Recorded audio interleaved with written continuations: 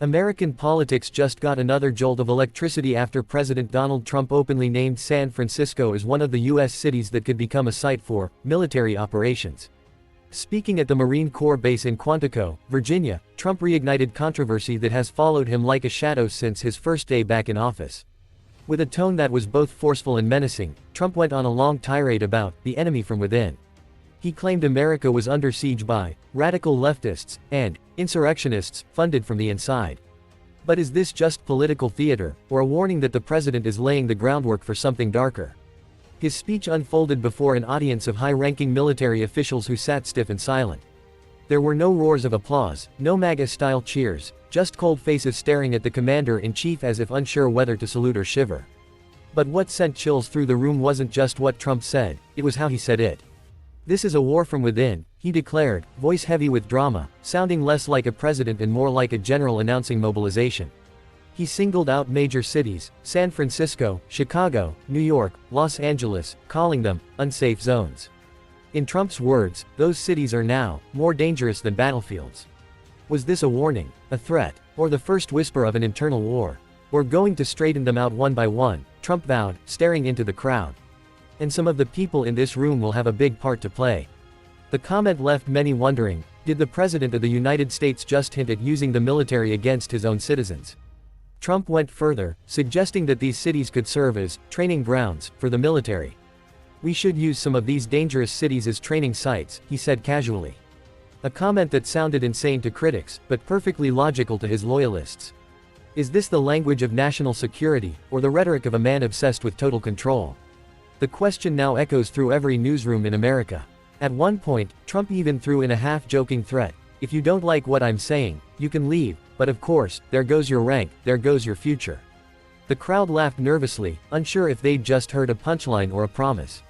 The military brass stayed stone-faced, bound by their nonpartisan tradition. But even for them, this was an awkward moment, a commander politicizing the uniform they swore to keep apolitical. 8 months into his second term, Trump is once again testing the limits of the Posse Comitatus Act, a 150-year-old federal law that restricts the military's role in domestic law enforcement. But for Trump, the law seems more like a speed bump than a boundary. He's already deployed National Guard and active-duty Marines to Los Angeles. He's threatened to do the same in Portland and Chicago, all in the name of fighting crime and illegal immigration. He's even flooded troops to the US-Mexico border, framing it as a defense mission. But perhaps the most shocking remark came when Trump tied politics to sports, warning he could strip World Cup hosting rights from Democratic-run cities, including the San Francisco Bay Area.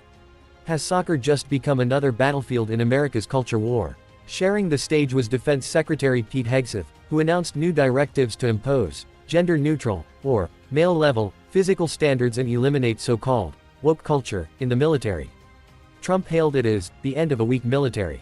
But critics saw something else entirely: a cultural purge disguised as reform, a rebranding of the armed forces into a hyper-masculine political weapon. "This isn't about strength," said CNN political analyst Maria Ochoa. "It's about control, about creating the illusion of an internal war so Trump can play the wartime general in his own movie." California Governor Gavin Newsom didn't hold back. In a fiery post on X Twitter, he wrote, "This speech should terrify every American. Declaring war on our own cities and using troops as political pawns is what dictators do." The statement went viral instantly. Trump's supporters clapped back, accusing Newsom of being part of the enemy within. In the age of polarized politics, every word seems to draw a battle line. State Senator Scott Wiener of San Francisco took the comparison even further, evoking the darkest echoes of history. The phrase, "enemy from within," was used by Hitler to describe Jews, Wiener said. Hearing it from an American president is chilling. Is America sliding toward the same authoritarian abyss the world swore never to repeat? Few dare say it out loud, but the unease is unmistakable. The nation is now divided down the middle. Some applaud Trump's boldness, claiming the country needs a firm hand. Others fear it's the beginning of an American version of martial rule, where democracy wears camouflage.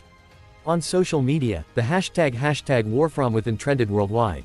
Some used it to mock the president, others used it to rally behind him. The internet, as usual, became the perfect mirror of a fractured America. The question now looms larger than ever: is this just political bluster, or the blueprint for something real being planned behind Pentagon doors? The White House offered little clarity. A spokesperson merely said the president was speaking in the context of nationalism and public safety. A carefully worded statement, diplomatic on the surface, ominous underneath. Legal scholars are warning that deploying the military domestically without congressional approval would mark one of the gravest constitutional violations in modern U.S. history. Yet Trump has long treated the Constitution as more of a suggestion than a rulebook. Laws don't protect a nation that's already fallen, he once said in a 2023 interview. Today, that quote feels less like philosophy, and more like prophecy. So is America now walking a tightrope between democracy and militarism? Is Trump still acting as president, or slowly transforming into the commander of his own internal war? And perhaps the hardest question of all, are we watching the dawn of America's next great chaos?